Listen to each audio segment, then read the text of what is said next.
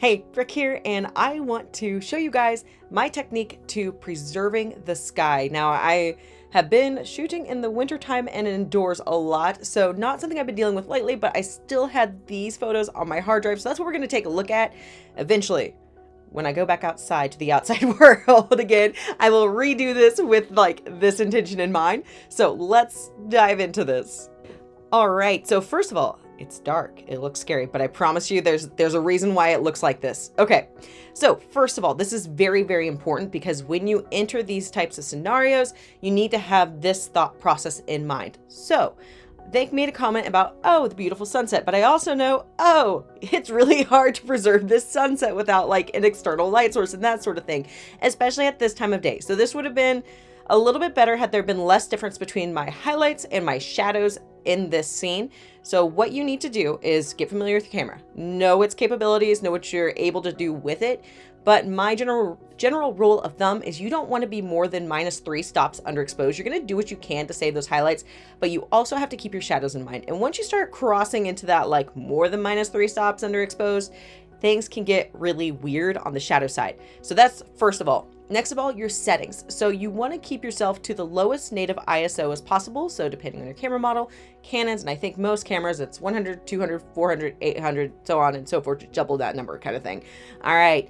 And then pick your f-stop, and then you'll just use your shutter speed to fluctuate. Now, one thing here that I could have done to give me a little bit more room, it wouldn't have made like a huge difference because 400 is still a very reasonable ISO, is I could have taken this down to an ISO of 200 and then adjusted for light there, and this would have been 1/500, and I may have had a little bit more color left in my highlights, but like I said, ISO 400 between 200, I don't know if it's going to make a world of difference. I'll probably test that in the future so I can be like, oh, hey, it does. But for now, with my knowledge that I have now, it's not much of a difference. Okay, so if you can see here, right around here, right at 3 stops, underexposed. Ta-da! So had I shot it like this in real life, there would be nothing left of those highlights. You can see they're bye-bye, but the information is still there. So let's start by dropping down just my basic preset. I'm not going to go too far into like the actual edit process. I'm just going to like adjust the white balance a little bit. It's a little more contrasty than I would care for right now. So somewhere in that range.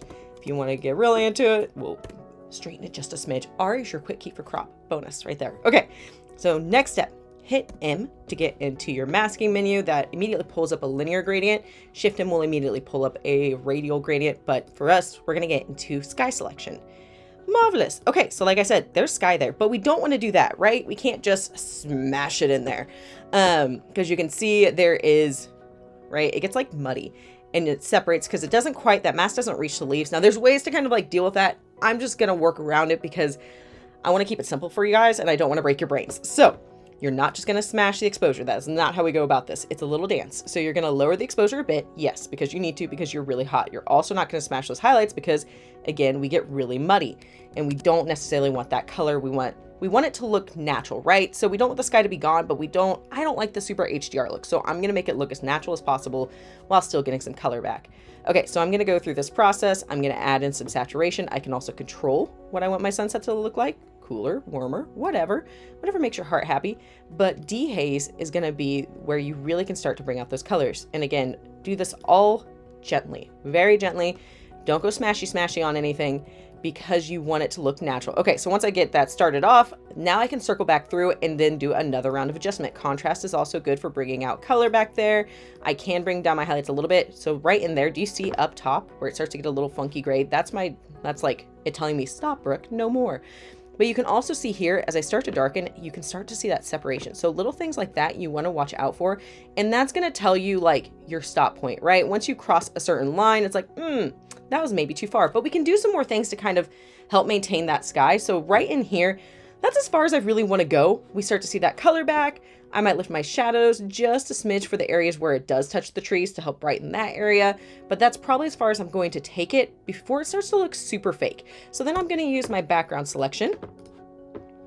And I'm just going to darken that background overall just a little bit because, again, when we do it evenly, it looks natural. Cool. So there we go. And then because I like radial gradients, I'm gonna bring in a radial gradient. It also helps kind of feather in those edges. So if you did have a hard line around a subject, using a radial gradient instead will lightly feather that in. Okay.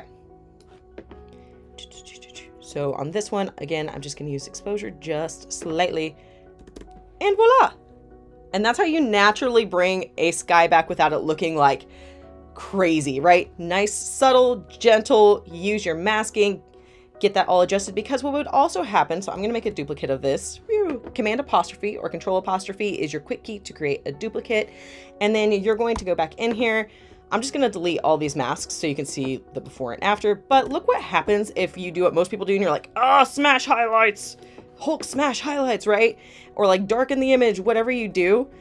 Do you see how it like muddies it? But it also is hurting their skin tone. And if you're trying to preserve an editing style, you can even get to like tone curve to start smashing, whatever. There's lots of ways to smash those highlights, believe me. But if you start to do that, then you start to lose the look of your editing style. So it's about maintaining and preserving that edit and your style while still bringing back the color in the sky. So that's why I utilize masking versus just trying to adjust it in global settings, because I want to maintain a consistent look from start to finish on all of my photo shoots and any of my content that I'm putting out there. I want to make sure it still looks like me.